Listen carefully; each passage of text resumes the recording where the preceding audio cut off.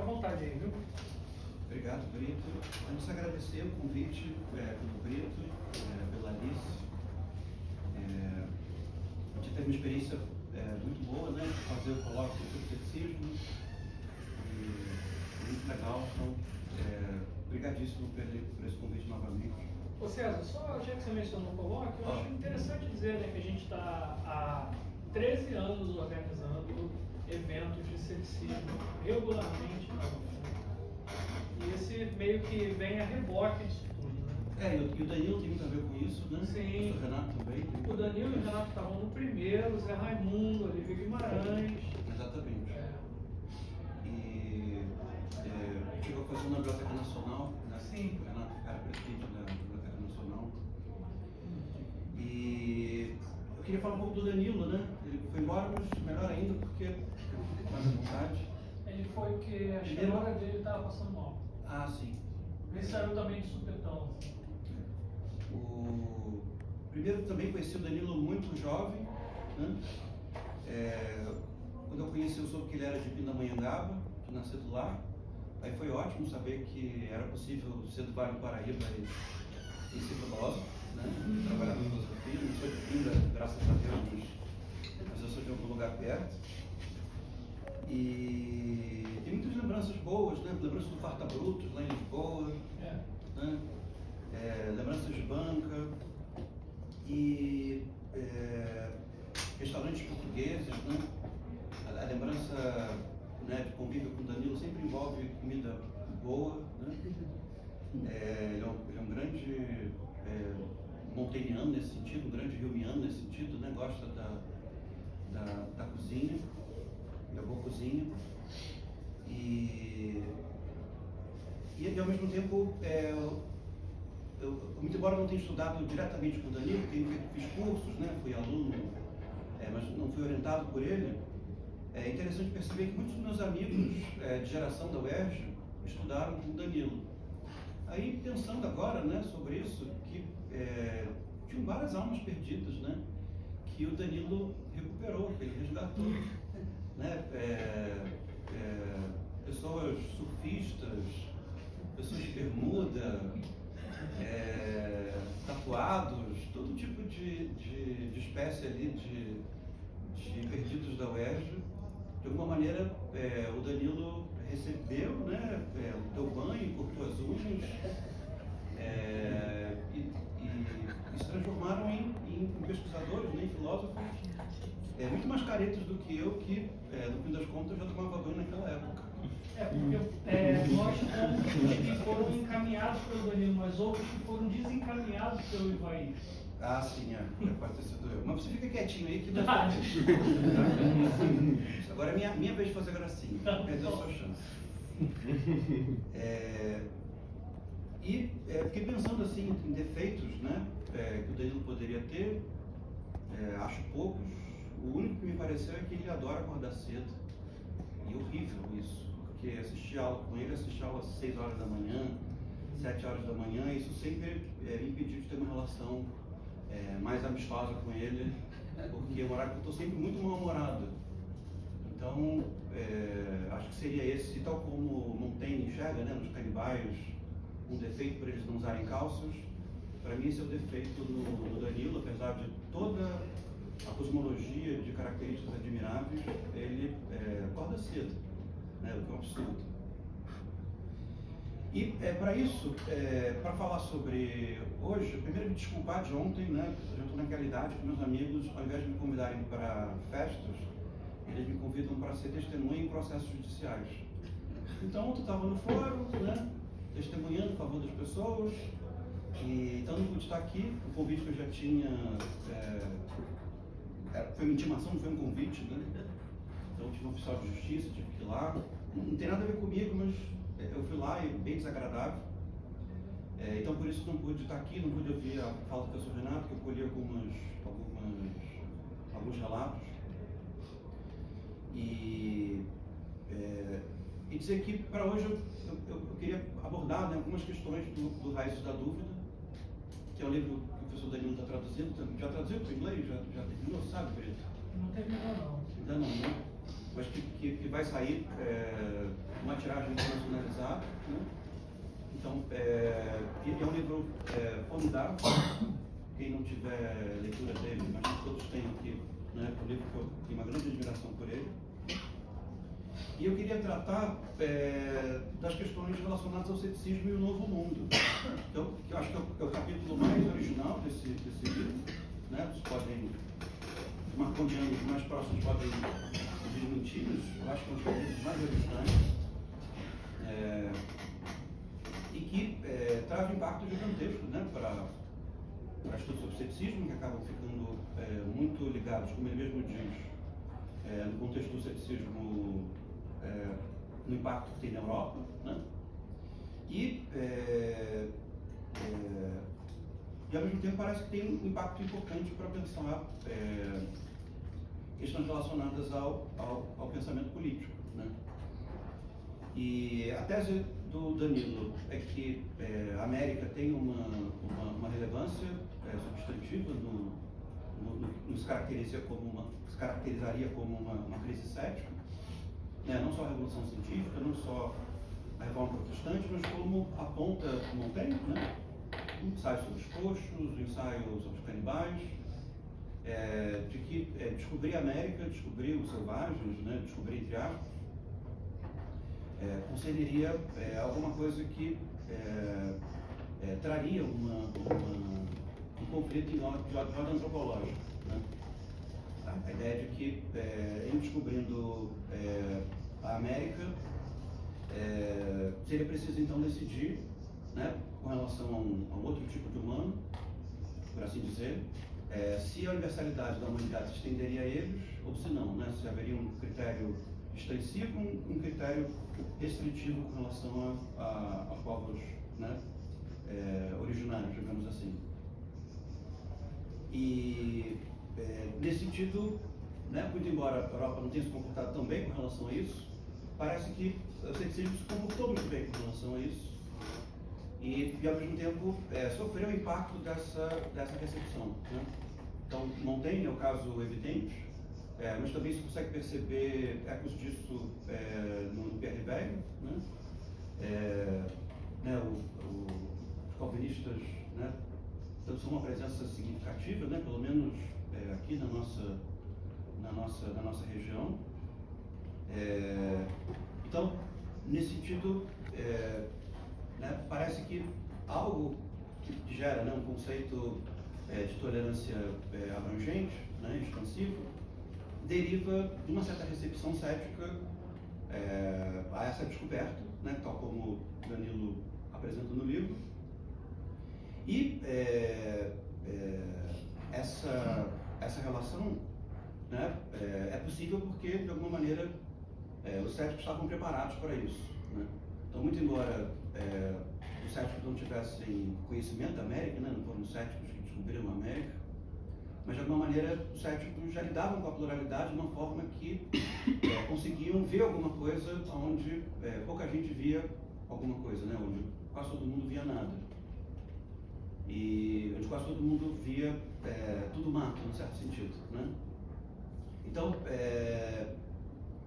nessa direção, né, o fato de que os céticos, né, como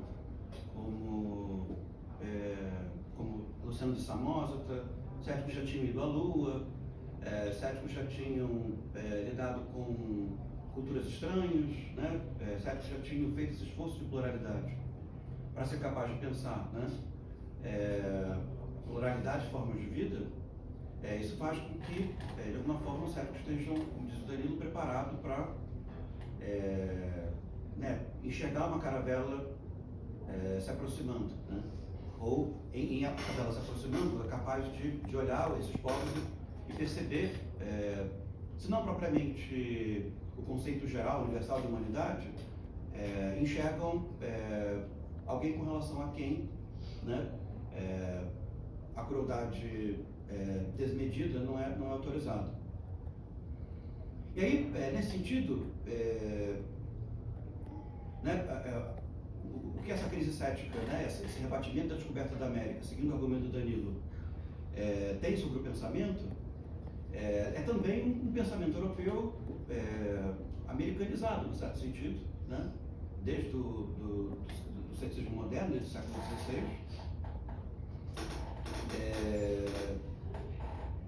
E que, no fim das contas, aparece como uma versão alternativa ao modo como nós lidamos, em termos de crítica ao colonialismo, né, com os europeus. Né? No fim das contas, o que essa crise cética prova e desencadeia é que a resposta europeia à descoberta da América, ou a ideia do colonialismo como única chave, né, de contato com outros povos, diga-se uma verdade, e o ceticismo, muito embora tenha sido derrotado na sua maneira de conceber a pluralidade, ele aparece como uma alternativa a perceber um outro tipo de pensamento europeu que chega até nós e que, no fim das contas, acaba sendo cúmplice, parceiro, aliado da nossa vontade contemporânea de preservar formas de vida que sejam minoritárias, fragilizadas, vulneráveis. Ao mesmo tempo, tem essa figura interessante, né, do período colonial, que é o padre Antônio Vieira, que costuma ser sempre uma chave bastante historiográfica, mas ele, com perdão da uma palavra, né, com perdão da comparação, para mim é uma espécie de Montaigne do nosso contexto. E isso consegue perceber, né? Claro que as referências diretas do ceticismo no Vieira não são uma preocupação, mas é possível perceber no Vieira a capacidade de enxergar os índios como outros, né, no sentido próprio da palavra, mesmo nos argumentos do Vieira com relação à escravidão, que são bastante polêmicos e equivocados, né? Ele não lida com os escravizados no Brasil como sendo pessoas sem alma, sem humanidade, né? Ele descreve a escravidão no Brasil como a consequência de terem perdido num confronto bélico, né? Então, é uma versão diferente sobre a vedação da humanidade a outros povos, né? E né, seguindo o argumento e o rebatimento que esse argumento daí tem sobre mim, a ideia de que esse contato, né, essa crise cética, ela é muito sobre plantas, né? Porque os colonizadores chegam aqui para colonizar. O processo de colonização concerne a extração, né, de extração de madeira. Então, ao mesmo tempo, começa-se o processo de plantar espécies estranhas sobre o território nacional. Os exemplos mais comuns são a cana, o café, em momentos diferentes. E, então, nesse sentido, parte do que a descoberta do Novo Mundo acarreta, eu estou pensando no argumento do Danilo, é lidar com uma crise antropológica. Essa crise antropológica, no certo sentido, também é uma crise de natureza botânica, né? Ela meio que mistura uma coisa com a outra. O que faz com que haja descoberta né, do pau-brasil e a exploração do pau-brasil, mas também a ideia de que é possível estabelecer monoculturas e essas monoculturas possam ser exploradas de maneira ampla. O texto do Danilo tem um trecho, né, que é uma das perplexidades dos colonizadores quando chegam aqui, que é o fato de que não encontram nem trigo e nem vinho, né? O mesmo tipo de impasse antropológico, né, vivido em termos não céticos, né, também faz com que, em termos botânicos, haja uma espécie de perplexidade com o fato de que as espécies que se espera enxergar não estão ali e, evidentemente, há descoberta de outros. Tanto que essa figura que o Danilo comenta nesse capítulo 4, dos Truchemans, né, que são guenotes que ficam no Brasil, né, que ficam aqui, né? Ou seja, vem na ideia de uma nova França, né, no território americano, mas, em certo sentido, se apaixonam, ficam, né? Não querem voltar, não querem, perdem os laços. Eles se tornam um pouco como a imigração de maneira geral, uma presença estranha, uma presença nova, que, em certo sentido, se mistura com, botanicamente com a realidade nacional. Então, ainda seguindo os argumentos que o Danilo trata no livro, uma das percepções, né, ainda seguindo uma crise cética, é que a relação entre o Novo Mundo e o Velho Mundo poderia representar uma relação de ressecamento, né? Ou seja, explora-se, mas, num certo sentido, menos a Europa morre e a América aparece, mas mais a Europa resseca e a América floresce, né? Então há um impedimento, né? há um conflito em retardar esse processo, né? Então, ressecando a América, no certo sentido, através da dinâmica extrativista, mas numa outra chave, também uma consciência em termos de contato entre mundos, de que não propriamente um fim, um começo, mas em termos vegetais, um certo ressecamento de alguma coisa e a germinação de outra.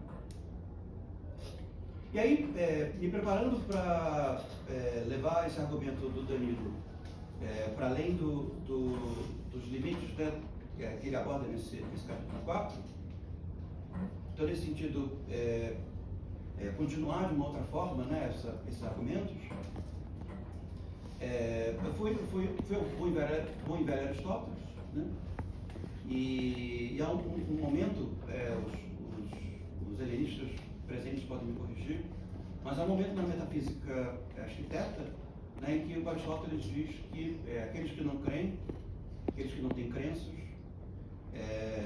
eles são como plantas, né? Então, claro que é um dizer jocoso, né? Aristóteles não está elogiando essas pessoas, mas ele está percebendo uma característica, num certo sentido, vegetal em um certo tipo de pessoa, né? Então, nesse sentido, né, não seria demais, né, julgar que essa figura possa ser chamada de um cético, né? Essa pessoa que não crê, que é como uma planta, e chegar à conclusão de que, então, o cético é como uma planta, né? Nesse sentido, né, é importante perceber que na narrativa do Aristóteles, e tem dois textos que acabam sendo preponderantes para esse argumento, né, que é o De Anima e o Parva Natura, em que por argumentos para poder elaborar essa exposição. Então, o primeiro componente é de que há uma diferença vegetativa, né? Então, não é uma questão pura e simplesmente nutricional, né? Não é o que o cético come, porque tem outros animais que só comem plantas, e Aristóteles não está dizendo, né, que o urso é como uma planta, não está dizendo que os castores são como uma planta, está dizendo que aqueles que não creem são como uma planta. Então, nesse sentido, há um vegetativo no cético que é diferente do vegetativo de outros animais e talvez, em certo sentido, de outras pessoas, que faz com que o cético seja uma planta e outras pessoas não sejam uma planta. E, ao mesmo tempo, né, há uma espécie de especificidade da humanidade, né, de que só pessoas podem virar plantas, animais não se tornam plantas, né, nessa maneira de compreender o argumento. Então, no certo sentido, se poderia dizer que todo cético é uma planta, mas nem toda planta é um cético, né? Tem samambaias, tem pau-brasil, e né, eles nada tem a ver com ceticismo, mas há um tipo específico de planta que é então, essa planta cética. Seria estranho pensar que alguém nasce cético, né? Então, imagino que a mãe do cético dando luz ao cético, não olha, é uma begônia, né? Nasceu uma pessoa e se alguma coisa que acontece na trajetória do cético, que ele, então, segundo Aristóteles, ele se torna uma planta. Nesse sentido, para o meu argumento, não é muito importante saber se o cético é urbano, se o cético é rústico, se o cético está numa casinha de sapê, se está em Maria da Graça. Não é bem problemático isso, porque no fim das contas, plantas nascem em qualquer lugar, né? E pessoas nascem em qualquer lugar, então nesse sentido, né, parece que há alguma coisa pela qual o cético vive, né? Tem a ver com a disciplina do cético, que faz com que o cético, então, se torne, em algum momento, uma planta. Não sei se seria possível determinar exatamente esse momento, né, em que ele era uma pessoa e se tornou uma planta. Eu também não sou capaz de dizer se é possível voltar atrás, né? Uma vez planta, ele volta a ser pessoa. São passos que nós poderíamos pensar. Então, nessa direção, né, os céticos, tal como os animais, né, eles nascem, claro, né, no momento em que o cético se torna cético, né, em que se torna uma planta, ele nasce, ele se desenvolve e lá pelas tantas ele perece, né? Então, nesse sentido, o animal e a planta, o animal e o cético são bem parecidos. Mas há diferenças, né, entre um cético e uma pessoa. Porque, nesse sentido, as pessoas, né, repetem a dinâmica animal e as pessoas... Isso todos são dados que eu estou tirando do Aristóteles, tá? Muito embora a gente saiba disso, eu estou usando como o Aristóteles, esse Parva Naturalia, como fonte. As pessoas têm boca, né? Tem estômago, e, né, no sentido da digestão, né? Tem boca, tem estômago, né? E tem um orifício de saída, né? Uma universidade, então não vou falar tudo, mas, né? E, em certo sentido, ela é, como diz Aristóteles, orientada a um certo baixo cósmico, né? Então, pensando que um dogmático seja mais uma pessoa do que propriamente um cético ou uma planta, né?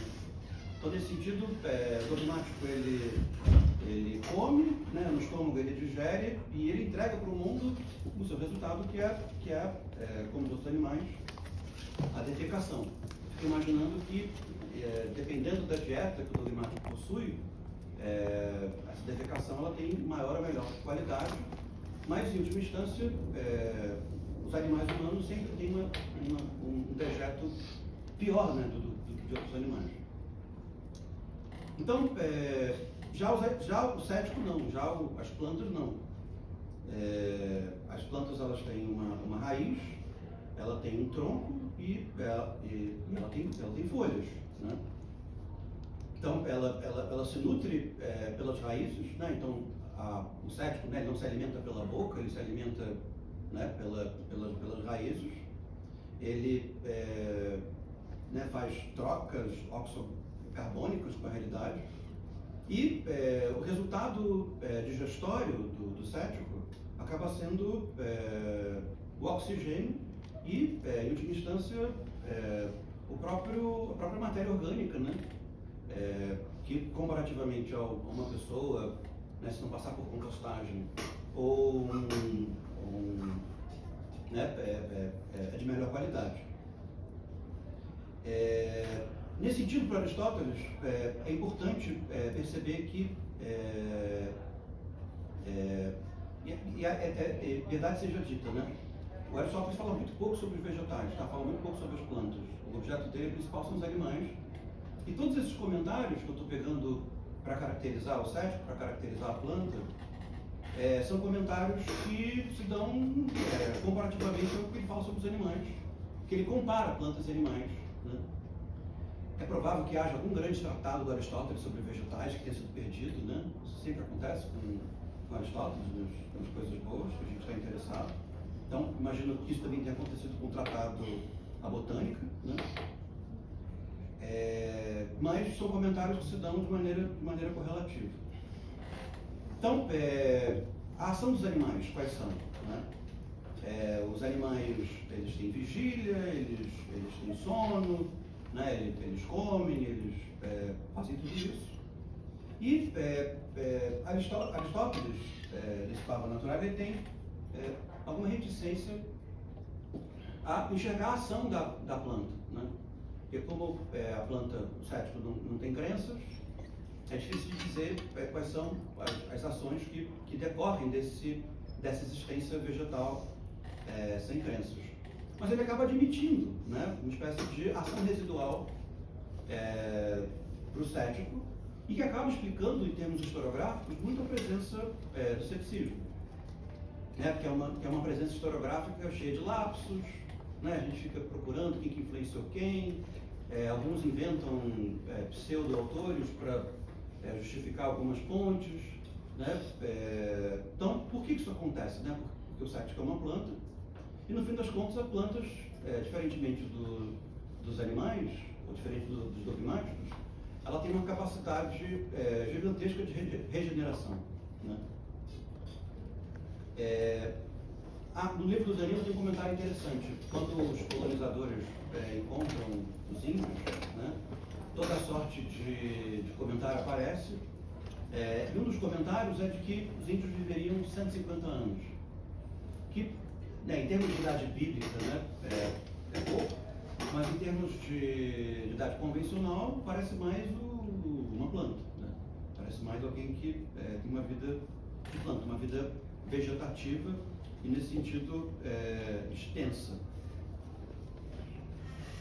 Uma outra característica dessa ação residual do cético acaba sendo o contágio. Né? Tanto que é muito comum, o próprio argumento do escrivista que vai nessa direção, em alguns momentos, é muito comum confundir o ceticismo com outras dinâmicas com certo contágio. Né? Então, ceticismo e epidemias, né? Algumas vezes a gente confunde. É possível, por exemplo, a descrença, né? Acaba tendo um efeito epidêmico, né? De contágio, a gente confunde com o ceticismo, mas não é grave, realmente são fenômenos parecidos. Então, é tentador, né? Tentar explicar o ceticismo em termos sociológicos. Né? Parece que existem alguns determinantes que fazem com que o ceticismo seja mais provável ou menos provável, como reforma protestante, por exemplo, como descoberta da América. Né? Parece uma condição de germinação específica. Né? Entretanto, né? São diferentes. Né? A gente consegue bem dizer a diferença entre uma planta e um vírus, entre uma planta e uma bactéria, ou uma planta e um fenômeno social. Né? Além do que, a reprodução das plantas também é curiosa. Né? Os céticos, eles têm essa dinâmica do contágio. Né?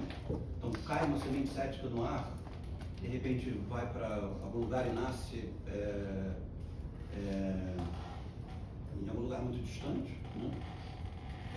Também acontece, né, do ceticismo vir no navio. Né? Então, quando você vê que está brotando um ceticismo, né? Não houve uma higiene muito boa das sementes de cana, por exemplo, vem uma coisa diferente e começa a brotar junto com as outras. Além do que, acontece com o ceticismo alguma coisa que não acontece também com pessoas e dogmatismo, que é partir o ceticismo e nascer um outro dessa parte partida. Né? É possível, o nome clone é um nome que a botânica usa, mas é um nome inapropriado, né? Eu acho, para a especificidade que acontece com o cético, de que se você tira um braço de Montaigne, nasce um outro Montaigne, mas não é o mesmo Montaigne. Né? Porque as plantas, né, os céticos, eles estão profundamente expostos aos acidentes, e muito embora o código genético seja o mesmo, de uma forma muito mais radical do que dois gêmeos, né? Dá para perceber que são bem diferentes. E por fim, a morte. Né? Os animais não são obcecados com a morte, mas esse tipo de animal, que é o dogmático, ele é obcecado com a morte. Né?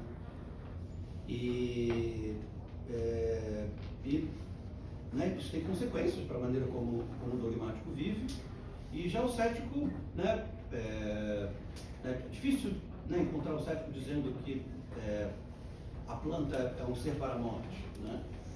De que a planta ela tem duas operações, né? A planta ou ela pensa na morte ou ela evita pensar na morte, né? Alguma coisa que é difícil, né, produzir sentido no cético pensando assim, na planta pensando assim. Então, no fim das contas, a morte, e o Aristóteles diz, né, a morte para a planta é um fenômeno curioso. Ela resseca, você não sabe muito bem se ela está morta, se ela não está, às vezes ela brota, às vezes não brota, né? Você acha que morreu e de repente nasceu de novo, né? Então, eu tenderia a dizer que os céticos mais se ressecam do que morrem, propriamente dito, e esse estado de morte é um estado que meio que se confunde com o próprio ressecamento, o que faz com que a morte não seja uma finalidade para o cético, né? E a última característica da ação do cético, que se distingue da ação dos animais, é que os animais eles, têm um corpo que preserva calor e o cético ele acaba vivenciando a sua... Então, como o cético preserva calor, a diferença entre o dentro e o fora para o cético para os animais é muito importante, né? Porque se o animal fica com frio, ele entra em hipotermia e morre.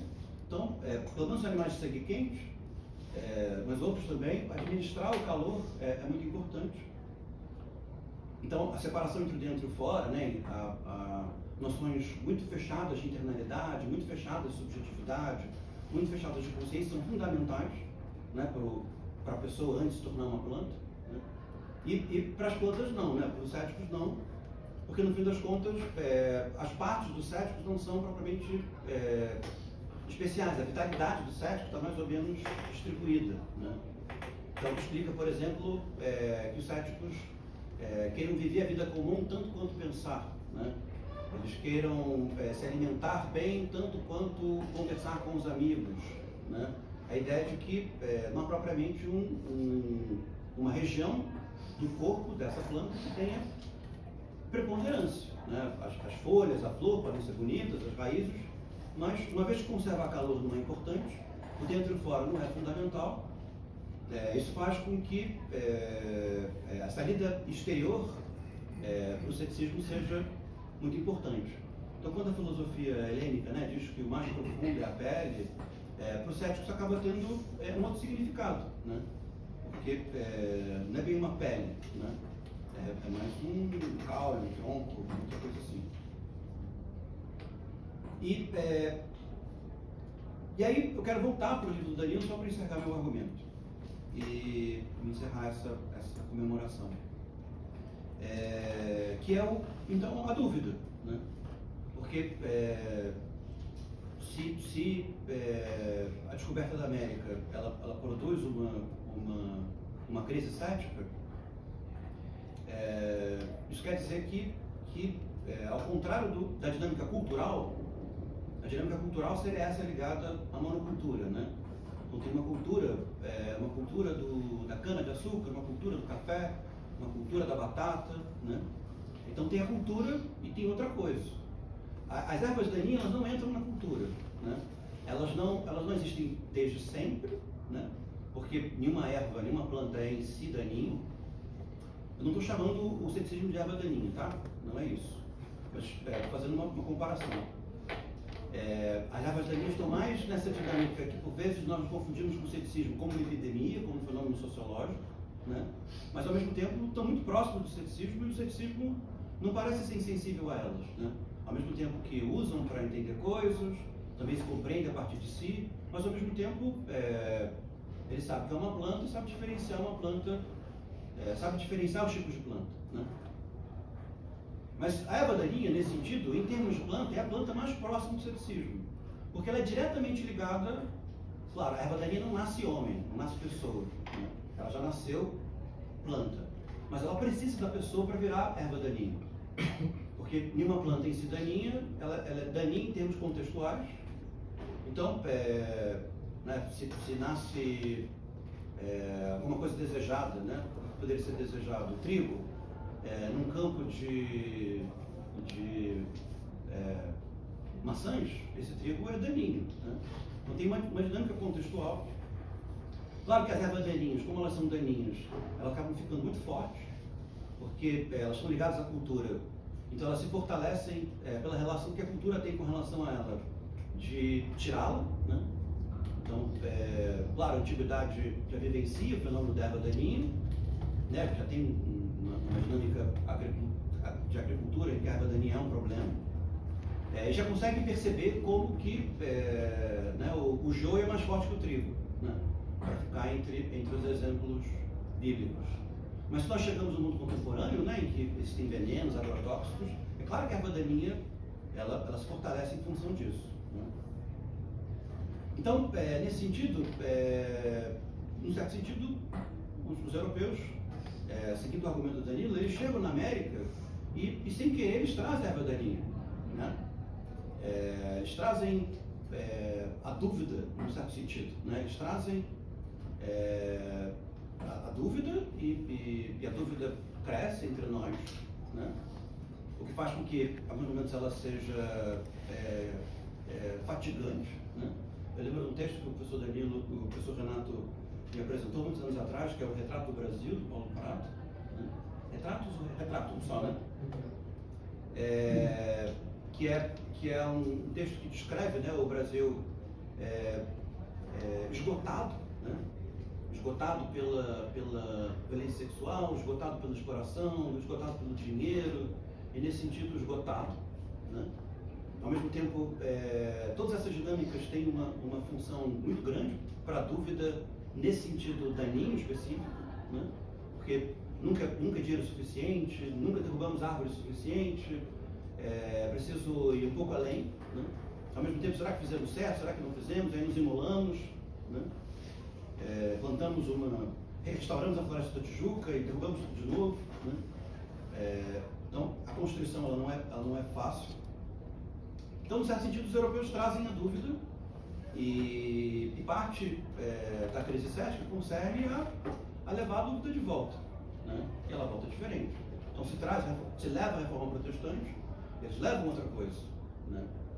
E há um fortalecimento, o que faz com que haja um componente de erva daninha nisso que se pode chamar de uma crise cética. Mas, ao mesmo tempo, também trazem essa planta, né? Então, ao mesmo tempo que trazem a dúvida, também trazem o cético, né? O cético é essa planta que é produzida pelo ceticismo. E eu lembro quando o Danilo apresentou pela primeira vez esse texto dele sobre a dúvida, né? Apontando, né, que no texto empírico a palavra dúvida não está lá, né? Acho que foi na Biblioteca Nacional, inclusive, está gravado. A gente tem um canal no YouTube, acesse, que tem esse vídeo lá. E nessa primeira apresentação, eu lembro que o mais jovem eu perguntei para ele, né, mas Danilo, se a dúvida não é nossa, o que é nosso? Porque esse é o nosso branding, né? Esse é o nosso café arábico, esse é o nosso, né? Ser cético é ter a dúvida. Então, se a gente não tem dúvida, o que a gente tem? Aí eles tem tudo aquilo que o texto empírico tem, mas não é satisfatório para mim, né? Mas nesse sentido, colhendo, né, nem sempre Aristóteles minha fonte de esperança, mas nesse momento ele se tornou fonte de esperança para mim. Então, colhendo que o cético ele é uma planta, e essa planta é consequência do ceticismo, primeiro, ela tem uma cumplicidade gigantesca